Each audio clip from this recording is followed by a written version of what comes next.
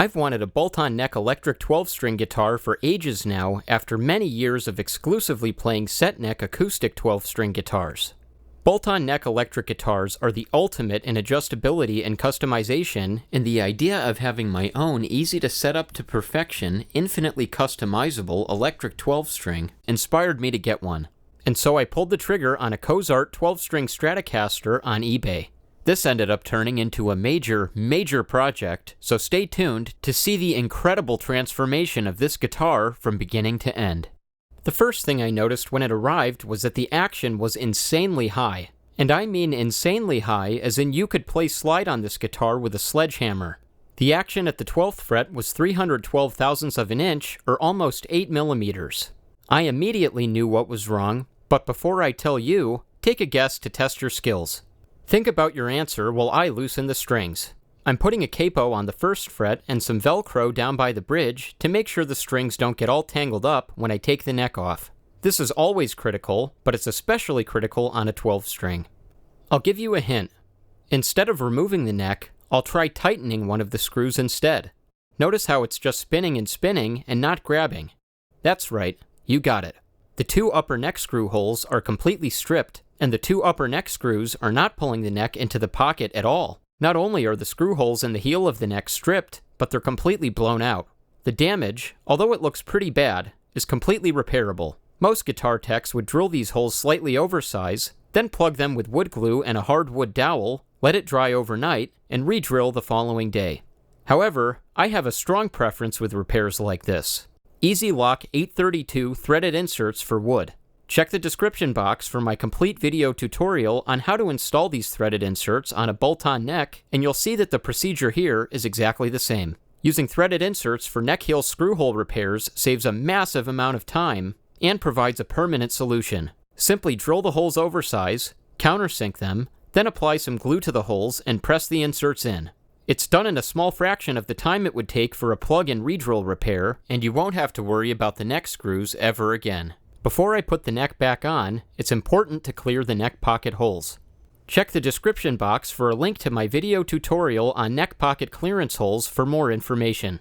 This is absolutely essential for all bolt-on necks, and while the machine screws I'm going to be using are much narrower than the original wood screws, I'll clear the holes for the diameter of the wood screws as a general practice. The screws should only thread into the neck heel, not the neck pocket holes on the body, for the most secure fit. You know it's good to go when you can easily push the screws straight through the neck pocket holes like this without the threads catching anywhere.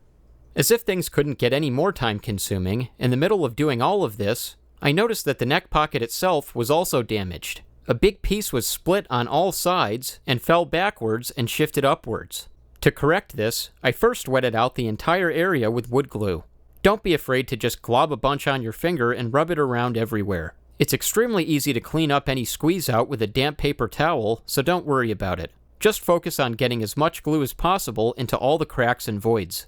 Then I used a trigger clamp to bring it as flush to the top as possible, and some wooden blocks and a brace repair jack to push it forward and back into place. I'm constantly finding new uses for old tools, and these turnbuckle jacks really come in handy in some of the most unexpected ways. Once both clamps were completely secure, I left everything overnight to dry. When I took them off the following day, everything looked good, except the top didn't come down completely flush. Due to the lifting clear coat, that might have been inevitable. Either way, I decided to set up my handmade router base, Dremel 4300, StewMac plunge router base, and a Manitool 47223S router bit, and level it flat. The repair is hidden under the pickguard, so I'm not going to worry about touching this up. And speaking of the pickguard, the main reason I'm doing this in the first place is to make sure the pickguard will mount onto the body perfectly flat. It also just so happens that a perfectly flat surface is important for something else I have to do next as well. There's yet another problem to address before reinstalling the neck. Upon examination, it's clear to see that the neck pocket could use some leveling. There's excess finish globbed on everywhere, and the neck pocket is no exception. Check the description box for links to my video tutorials on flattening the neck pocket for more complete information. In the meantime, I'll use the same setup I used a minute ago to get the job done. The base plate I'm using here is one of my own design, made out of 1/4 inch MDF with a handle bolted onto it. I've since redesigned that base to be much larger, and with a thick dowel for a handle measuring 1 1/8 inches in diameter by 3 3/4 inches long. It works a lot better and is much easier to use. The idea is twofold. First is to have a base plate that can cover a large amount of the surface area of the top of the body, which the router base rests on to keep it flat and level. I recommend taping mylar film or RAM board to the top first, which will protect the top from scuffs and scratches. I've skipped this step out of pure laziness before, and have paid the price in a lengthy wet sanding and buffing session to get rid of the scuff and scratch marks. And I was lucky there was enough of a clear coat on the guitar to allow me to get away with that. Always use protection. Second, and this is absolutely critical, is to have a handle on the base plate so you can maintain downward pressure on the back of the base plate. The weight of the Dremel can cause the base plate to tip forward as you reach the outermost edge of the neck pocket, and if it tips forward, so will the router bit. That means the router bit will cut way deeper than intended wherever it's tipped forward. In other words, if the Dremel tips forward, it can completely ruin a neck pocket. Having a thick dowel as a handle allows you to use a hammer grip. You use the same muscles to hold the base plate down that you'd use to pound your fist on a table.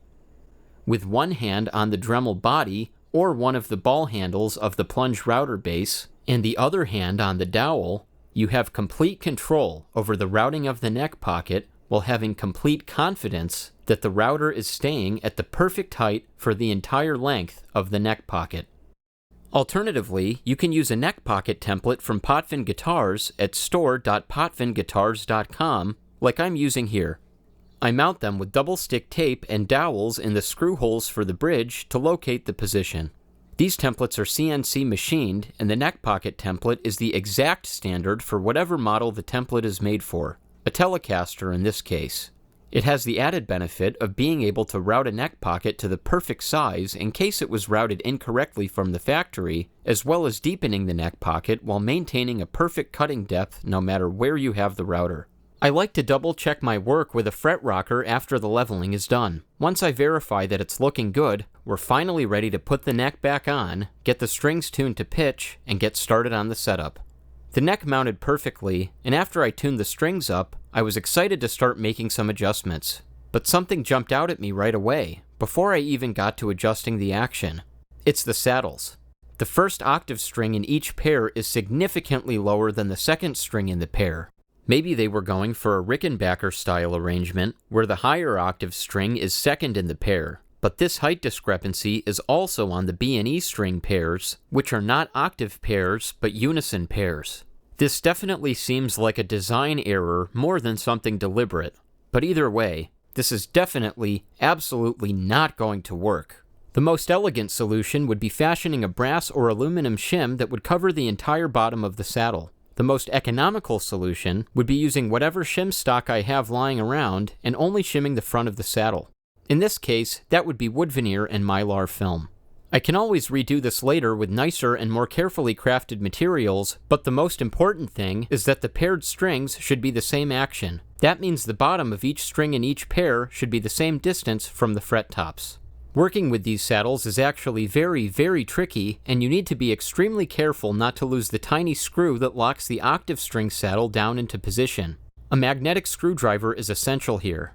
A good pair of tweezers is also a tremendous help and will prevent the saddle from falling onto the floor after you remove the locking screw. Placing the shim material requires a steady hand, and putting the locking screw back on afterwards also requires a steady hand. At any point during this process, the locking screw or the saddle and the shim material can go flying, so be very careful. The end result is extremely crude, but right now my main priority is playability. It's also likely that a full saddle metal shim would require a slightly longer locking screw to reach the threads compared to just shimming the front of the saddle. If you want to experiment with that, I got out my thread detective set and determined that the octave string Phillips head screw is an M3 by 0.5 millimeter. It's approximately 3/16 of an inch long, which is about 5 millimeters. The saddle height adjustment screws are also M3 by 0.5 millimeter, so if you want, you can log on to your Bolt Depot account, which I know you already have if you follow my channel, and have yourself a field day. Once all the shims are in place, the paired strings feel so much better. Now this is getting closer to home. This is what I think of in terms of feel when I think of a 12-string guitar. I can't even explain how much better it feels. It took this guitar from feeling like a junker to almost being on par with my Blue Ridge Jumbo 12-string, which I've put a ton of work into. It doesn't sound half bad either. Take a listen to this demonstration, where I'm using the neck pickup and playing Leo Kottke's version of the folk song classic, Cripple Creek.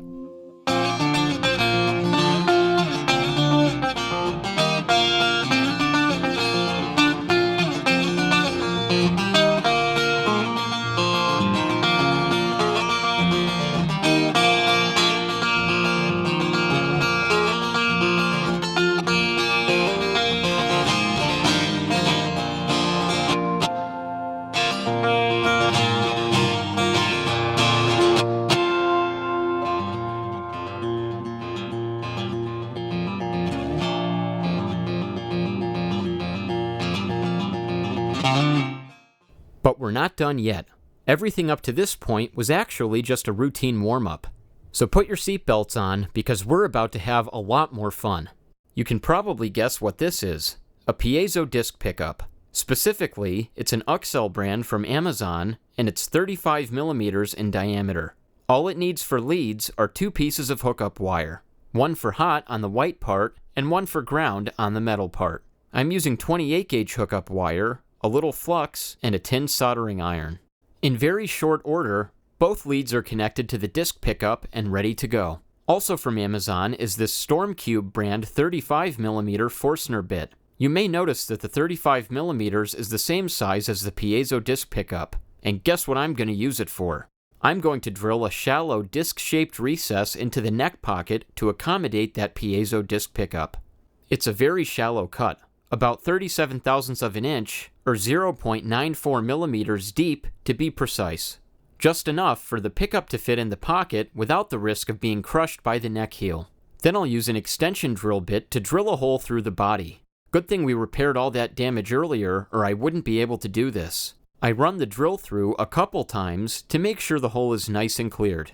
Then I'll use a Dremel with a standard cutting bit and a detailer's grip attachment to make some extra room for the wires, as well as the solder joints on the piezo pickup. I want to make sure that both the pickup and the lead wires are completely recessed, so the neck heel doesn't crush either of them upon installation. And everything's looking good. The piezo pickup and the lead wires fit cleanly into the recess, and after a quick wiring job, it'll be ready to test. However, while I have the guitar apart, I'd like to make a new pickguard. I'm not a fan of the white pickguard with the natural finish, and I think single-ply black would look a lot better. Check the description box for a link to my pickguard making playlist for more information. I have complete tutorials on my pickguard making process there, which explains every single detail from the ground up. I also made a custom top-loading jack plate, which I came up with years ago and have used ever since on all of my personal Stratocasters. On my main Strat, I have this jack plate outfitted with both an output jack and a 3-way box switch, but for this one, I'm just fitting it with an output jack for now. Anyway, with the piezo pickup and new pickguard installed, I'm excited to give this a try and see how it sounds. I'll run it directly into my Scarlett 2i2 interface, which will be able to provide all the preamp gain necessary for the piezo pickup.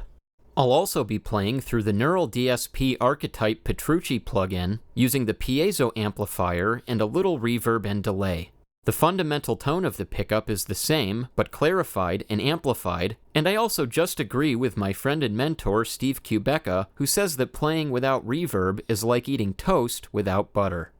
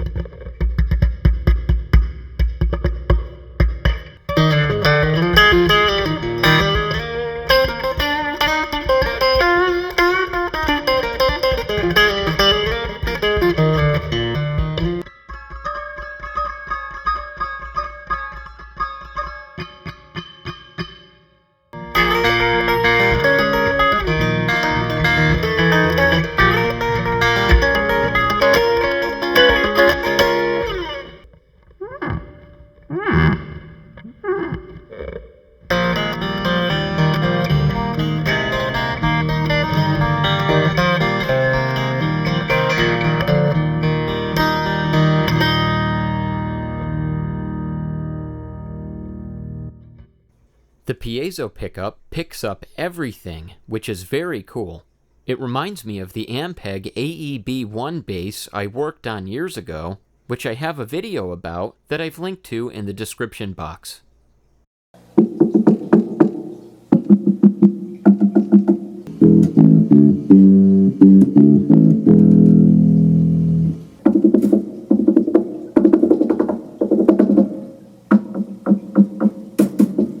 Very responsive everywhere, no matter where you knock, tap, or slap. It might have great utility for modern styles of playing that rely on using the body of the guitar as a percussive instrument, such as the techniques popularized by the late Michael Hedges. Being able to use a solid body electric guitar for styles typically reserved for acoustic would be really interesting. For one thing, solid body electrics are much quieter. Imagine recording a finger-picked, percussive guitar track at 2 o'clock in the morning when inspiration hits without waking your parents up. Now that's living the dream. However, the piezo neck pocket pickup as a standalone pickup is definitely not going to work. So I decided to route the pickguard for a traditional Stratocaster neck pickup and assemble and wind a low-impedance, noiseless stacked magnetic pickup to blend with the piezo pickup. I used 500 turns of 38-gauge wire on each coil and used steel poles with a neodymium bar magnet. Check out my pickup making playlist for complete details on how I make pickups from the ground up, including a video specifically on how I make stacked noiseless pickups. And now I'll give it another test drive with both pickups blended together. I have them wired together like a jazz bass, so they're running together in parallel.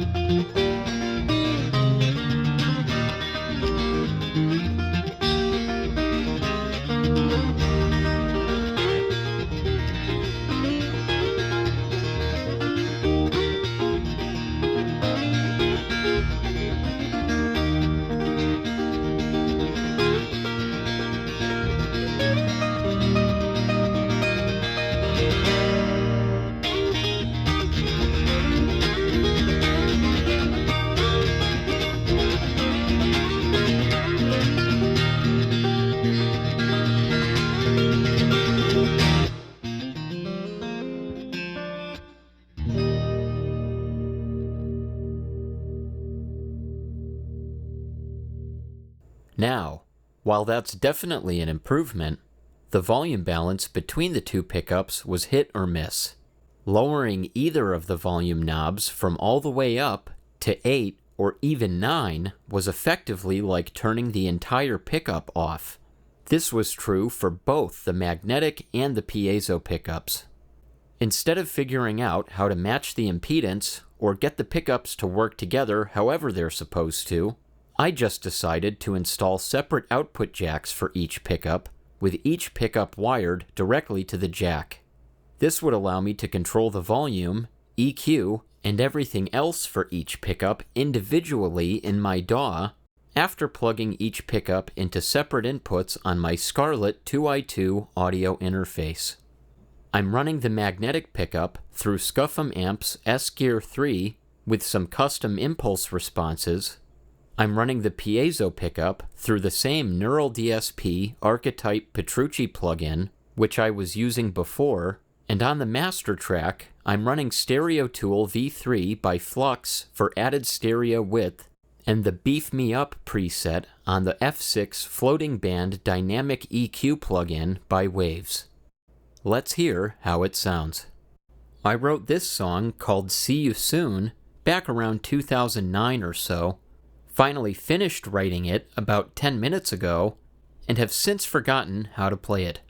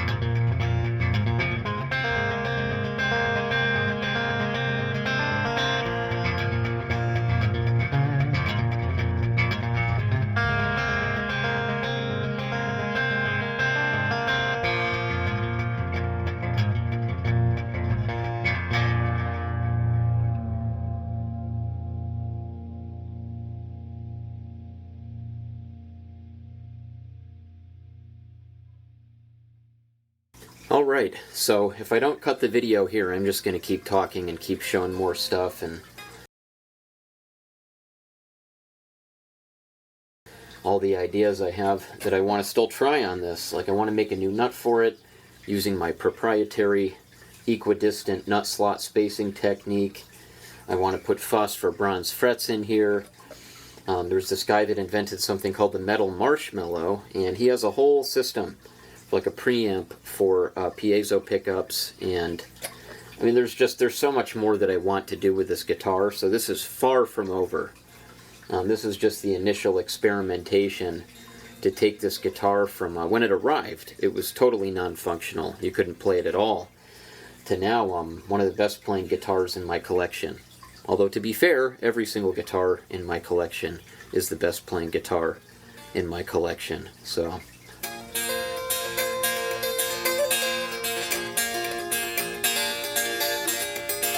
yeah, there's just nothing like 12 string. It's the feel on your picking hand when you finger pick.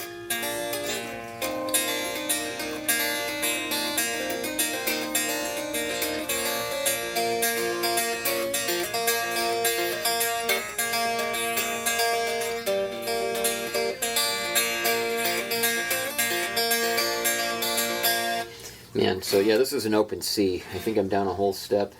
But man, I could just, that's when I know it's done. Now I say done because there's still way more I want to do, and this could be even better. But man, I just don't want to put it down.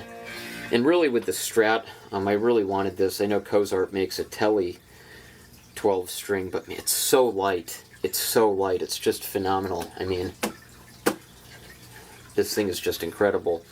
And I love that arm contour. I've played a Strat since I started playing guitar at around 14 years old. I might have even been 13. I think I was 14 though. But maybe, well, anyway, it's been a long time. And if I'm not mistaken, I don't know if the Vox Spitfire that my dad owns that I started learning on, I don't know if that has a contour here. But anyway, 2005, I got my first Strat. It was my Mexican Strat. And I'm just so used to that arm contour. So I love acoustic, but I really feel like I'm an electric player at heart. So even for acoustic style, I'm much more comfortable on an electric. It's just so much easier to get them dialed in perfectly. The intonation's easier to set. The action is easier to set. I mean, especially on these bolt-on necks. You know, you can just re-angle the neck by taking it off and shimming it. You can deepen the neck pocket if you have to. Whereas acoustics, I mean, a neck reset is your only real option. Just major, major surgery. This is just so cool.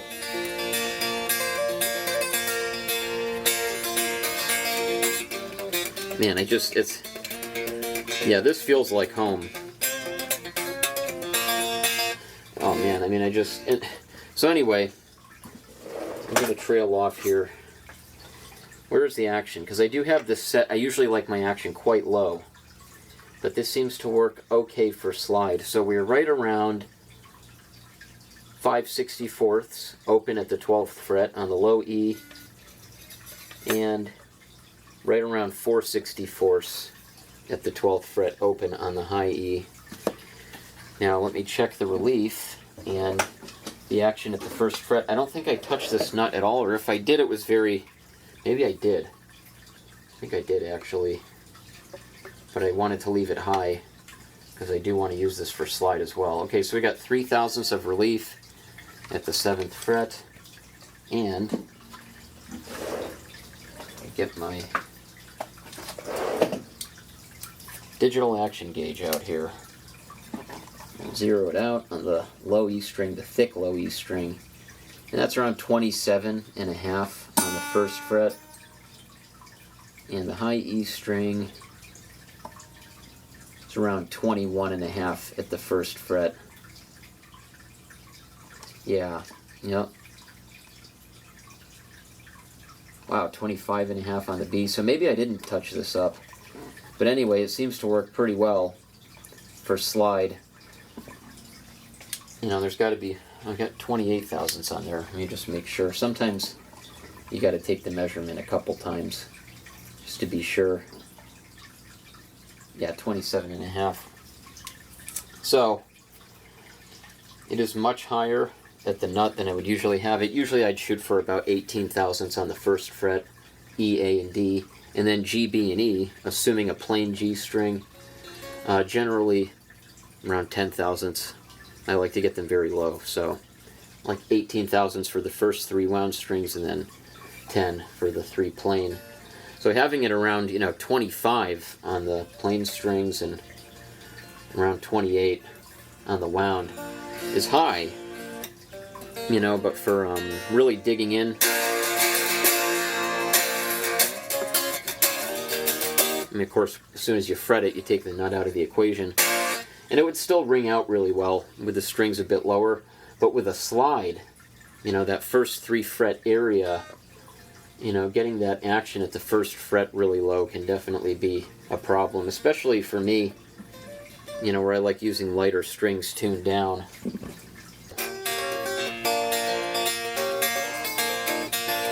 So, yeah, great guitars inspire you to come up with stuff you never would otherwise. Similarly to playing with other musicians that make you think of stuff you'd never think of otherwise. But anyway, my camera battery's about to die, so I better wrap this up. So anyway, I'm sure there's going to be more videos on this guitar, so stay tuned for more guitar everything, right here on Guitar MD.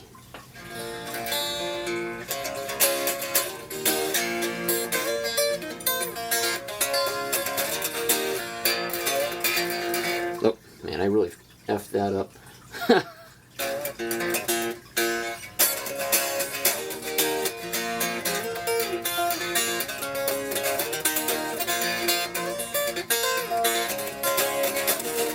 It's Hear the Wind Howl by Leo Kottke. Should listen to it on My Feet Are Smiling. He screws up the beginning, and it's quite entertaining. Anyway, that's a wrap for this video, and I'll see you guys in the next one.